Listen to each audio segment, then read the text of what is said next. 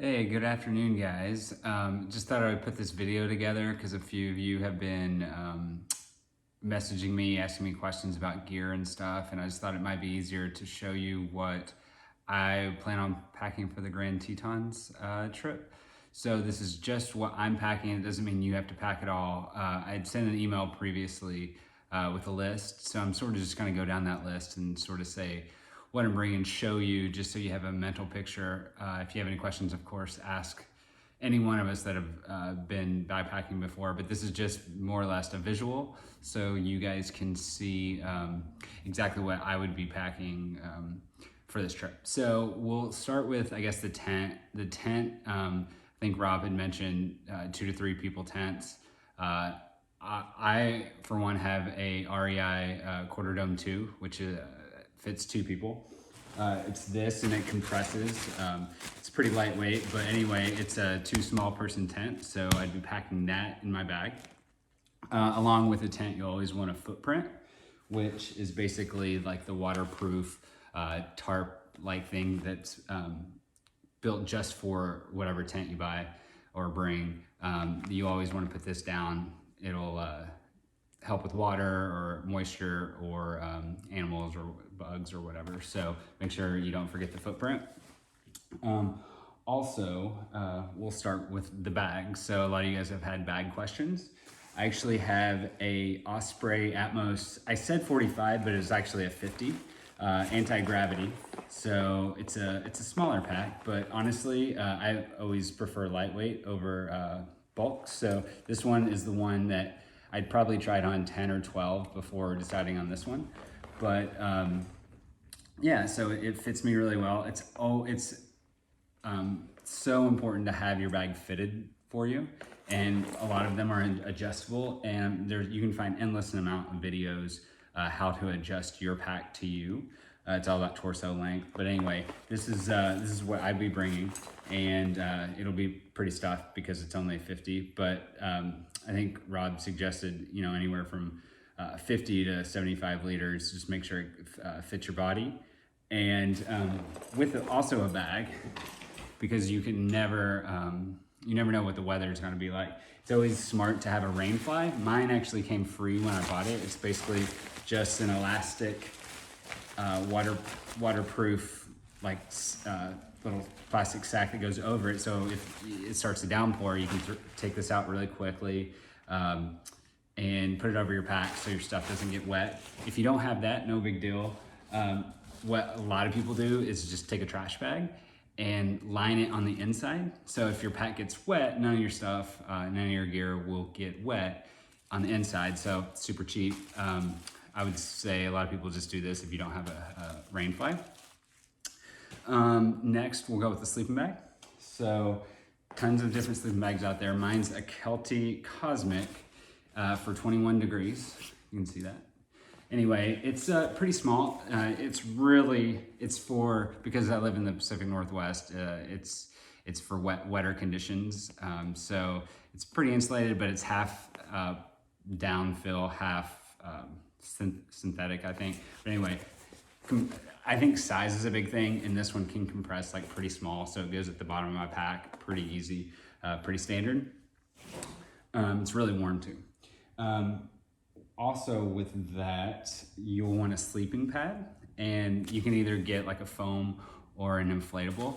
This is mine. See how tiny it is? It's about the size of an Nalgene bottle. So, which is pretty nice when you're packing your bag, and it's lightweight. So it's self-inflating. So basically, this goes underneath your sleeping bag, and yeah, you just inflate it each night, and it takes 2 to 3 minutes to pump up. But sleeping bag is so worth it after a long day of hiking, just for that extra comfort, so you're not laying on the ground and you're not feeling the stones or the rocks or whatever underneath you, anything on the ground. So sleeping pad is very important. And the other ones are foam, which these can actually spring a leak. Mine never has, but they can. The foam ones cannot. They fold up, but they're bulkier, so you would probably carry it on the outside of your pack. It's really a preference of which one you like. So Sleeping bag, sleeping pad, very important. Camp pillow. I've camped a lot without a pillow. Whitney actually brings like a small inflatable pillow just for that extra comfort at night. It's nice. What I do, actually, this is a Patagonia, I think it's called a down sweater, but basically it's a puffy. And in the inside, it's packable, so in the inside pocket, you can wrap the entire jacket into it. And I just use this as a double as a jacket, as well as a pillow. So basically, this is the jacket, but it doubles as a pillow. Super comfortable because it's got down. So what better way to sleep on it than on a down pillow? So it's the jacket. Anyway, so that's what I use as a pillow. Some people don't bring it, just keep it light no matter what it is. A lot of people just ball up whatever jacket they have, works just as fine. Another thing is a mess kit. So basically what you're gonna eat and cook with. I have a 2-person mess kit. So basically this is what I cook all my meals with when I go camping and backpacking. This is everything inside. Basically it's a pot to boil water on the inside. It has 1 bowl, holds the gas canister, and has 2 bowls. And each of these bowls can turn into 2 other bowls for hot and cold. But anyway, I'd bring both of these for 2 people. Inside is the gas canister for boiling water, which is really important, whether for cooking or cleaning the water. But basically the pot and the bowls. You always want to have a spoon or a spork to eat your meals with. This one is rated up here. This is the only thing I take. For cooking, not everyone needs one, but basically this is like a butane lighter. So what this is, it's a little contraption like this that comes open. You screw this onto the gas canister. One of these will last a long time. And you click it and you have your butane flame to boil any water, and it boils pretty fast. There's also smaller canisters too, which would be really ideal on this trip since it's only 2.5 days essentially. But basically not everyone needs one of these, but we do need to figure out how much fuel we need if we are sharing one of these. But I will be bringing this. So what else? So that's all also with eating is this. You can bring any type of mug, but I like to have coffee in the morning. Sometimes hot chocolate or something cider at night just for dessert. All you have to do is boil water and put the powder in. But this is a Snow Peak double walled thing. This is what actually I took on Mount Rainier, so it's a little bit thicker than normal ones, but it's nice to have some kind of mug on your trip just so you can, when you're sitting there, it's not necessary, like it's not something you have to have, but I like doing it because you can pack stuff inside. It's super lightweight, and you can also just put it straight on the flame if you want to boil water in this, so I use that. Also, you will want 2 water containers, and this is my personal preference, is basically 2 water containers. You're gonna filter at a time, so we'll stop by a water source and filter water. I always like to have, because you're gonna be cooking a lot with one and you're going to be drinking out of the other, but drinking tons of water is so important when you're hiking at these elevations. So you can also use a Gatorade bottle or something like this, but these are only like $6 at REI. This is super like cheap Nalgene bottles. I always take 2, and I always have them filled to max whenever we stop. So, what else? Ditty bags. So basically just the personal hygiene stuff, toilet or toothpaste, stuff like that, vitamins, anything you need to take. I usually take something smaller, but this is an example of a ditty bag. So it's basically just a compressible bag with all your stuff in it. You'll want to make sure we bring toilet paper because it's a no footprint, which basically anything you use, including toilet paper, if you take a poop, needs to come out with you. So you need to be able to bring bags and Toilet paper, I prefer these wipes because they stay really like wet and moist, and honestly, it's a lot nicer than just using toilet paper. But of course, anything you use, you need to bring out. So plan accordingly for that. Also, in the ditty bag, first aid kit, some Band-Aids, stuff like that, because blisters are like the worst thing ever when you're hiking. So. Also, it's always nice to have these like waterproof roll bags. Basically, if you want to put your sleeping bag in it or something like that, or any of your stuff, basically water can't get in. It's these cinch sacks, so these are good as well. It's always nice to bring a pocket knife, just tiny, nothing huge or anything like that, just because you never know when you'll need it, or to cut something open, a package or anything like that, just something small, just in case, you never know. Move on to the clothing. First thing is like rain jacket and pants. You never know. I don't know what the weather is going to be like, but at any time, at any point, it could begin raining. And if you're wet, you're going to get cold. You're not going to have as much energy, and you just don't want to do that. So you always want to be prepared by bringing a rain jacket or rain pants. So here's an example of just rain pants. Basically, it's a waterproof outer shell that you can throw on real quick over your whatever you're wearing normally, and a jacket as well. And you always want to pack these, not in the bottom of your pack where you can't find them if it starts pouring. Basically, you want these accessible in your pack. But this is a just in case item. I know it adds weight, but it's always good to have. An insulating layer. So basically, this would be mine. It's a nano puff. I know a lot of you guys have it. It's super lightweight. It can pack into itself. I'll either probably take this one or the one I showed you earlier. This one's a lot thinner. So if we're at high altitude and you're hiking and you're sweating, as soon as you stop and say it's windy or something, it's gonna be really cold. So it's always nice to have something you can just throw on really quick, because it will get chilly. And then at night, it's gonna get really cold probably, as high as we are. So you might even wanna sleep in this. I've done that lots of times, is sleep in extra layers, but this is very essential for your insulating layer. You want base layer tops and base layer bottoms. So base layer bottoms would be like these long underwear. These aren't like the waffle long underwear, but these I think I bought at Walmart. Get Gear, I don't know what that is, but basically it's polyester spandex. Merino wool is super expensive, but it's even like really nice.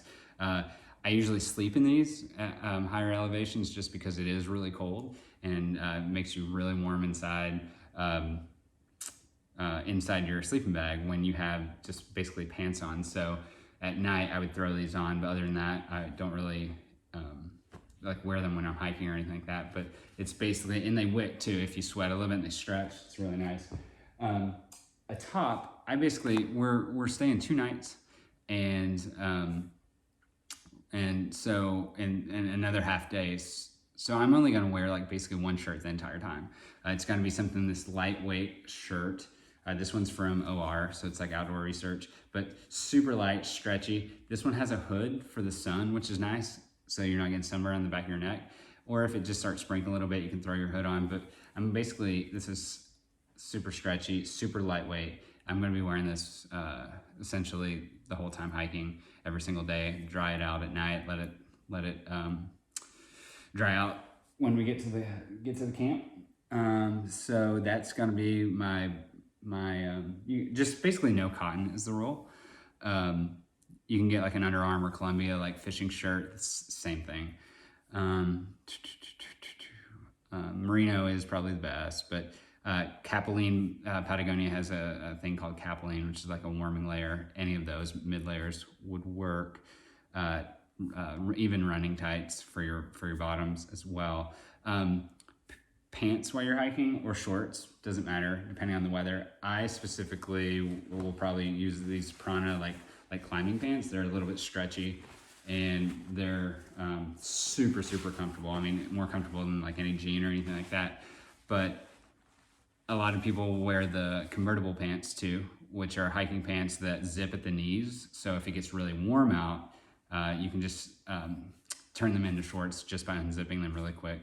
That's really nice too. I've used those, and they usually have cargos, which are pretty functional.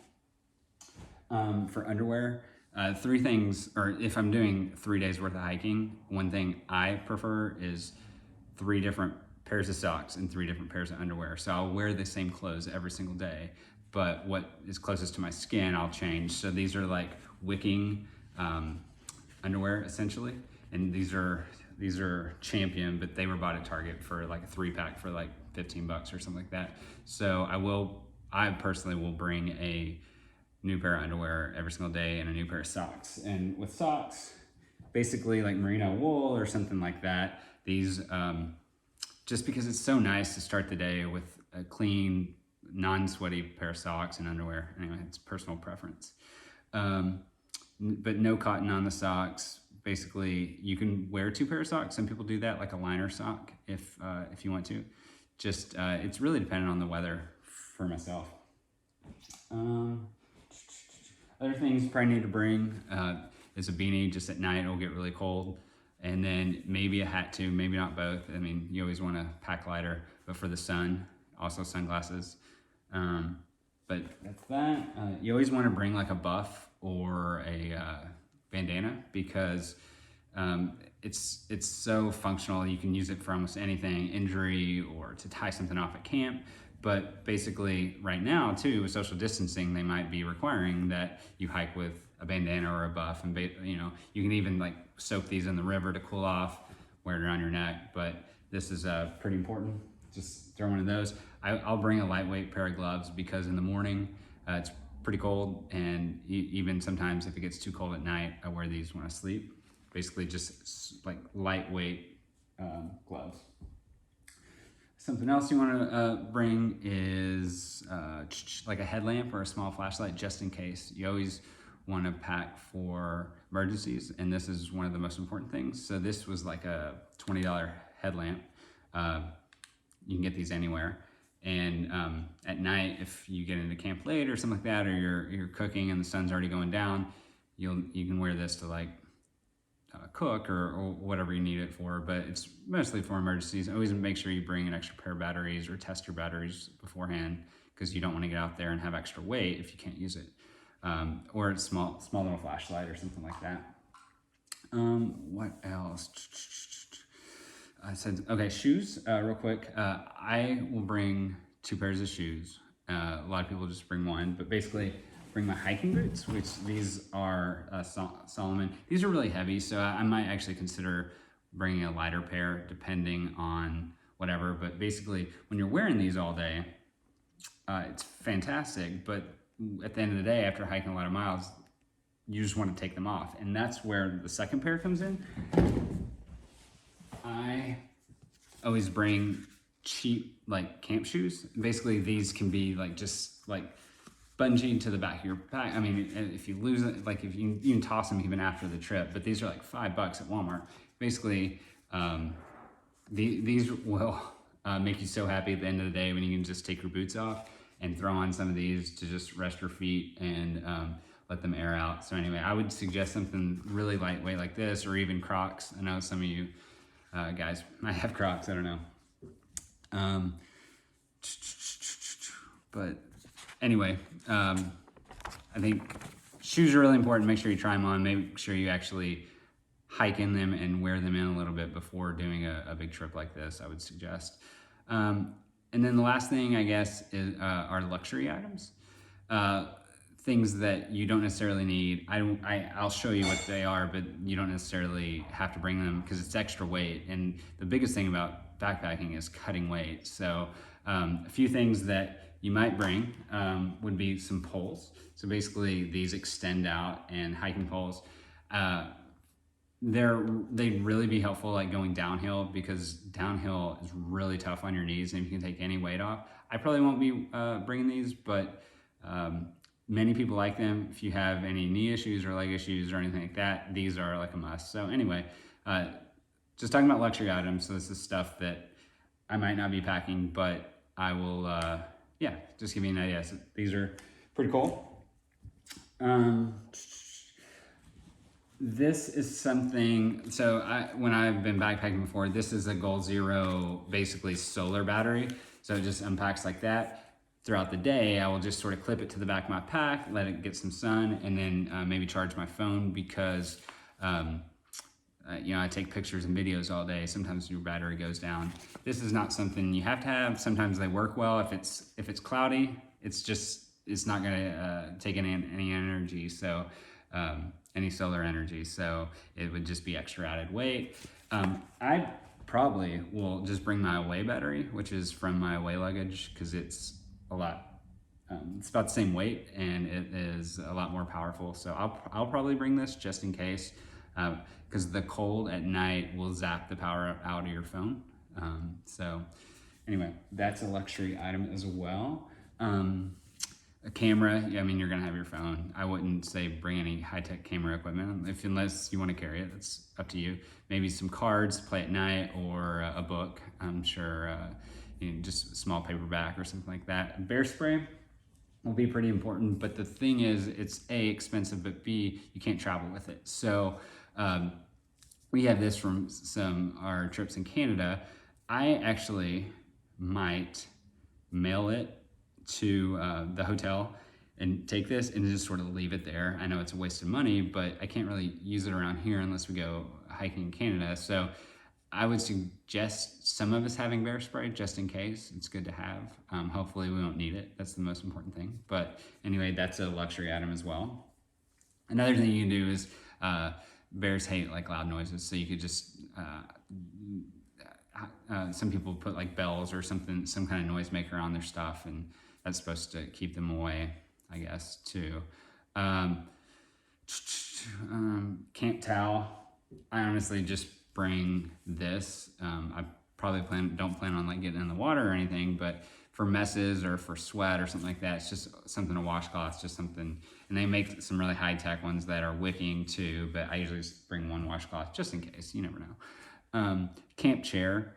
I don't know if I'm gonna be bringing it, but basically, a camp chair is about the size of a sleeping pad. It's pretty small. It's like this, but it's a lot of extra weight for what it is. So it's like a risk reward, or not risk reward, but it's like, how much do you want? How much do you need this? So basically, this can fold out super lightweight into this, and at the end of a long hiking day, sitting on something like this is way more comfortable than sitting on the ground or sitting on a jacket or something like that. So it's super nice to have, but it's how big is your pack? How much extra weight do you have? I mean, this is super lightweight. This is actually just like over 1.5 pounds or something like that. So I don't know if I'm gonna bring mine or not, but I will say from doing long hikes and then sitting on something like that at camp, it is really nice.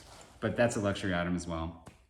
And then probably want like bug spray. Another luxury item would be this like wash, if you want to wash like your dishes in the river or something like that. This is 100% okay for the water, biodegradable, yada yada yada. Anyway, and then I'll probably do another video on like food and stuff like that. But overall, that's pretty much all the gear. I'll probably do another video as well, or just answer questions about the water filtration system, because it's a little bit more in depth on which one I use and not. But basically, that's the only other thing that I didn't really show you is the water filtration system. But that's basically what I would be packing. And I think it's a rule to, or my personal rule is, pack everything you want and cannot live without, and then remove 3 things, because when you're hiking, the extra weight really does add up, and you're probably like, why the heck did I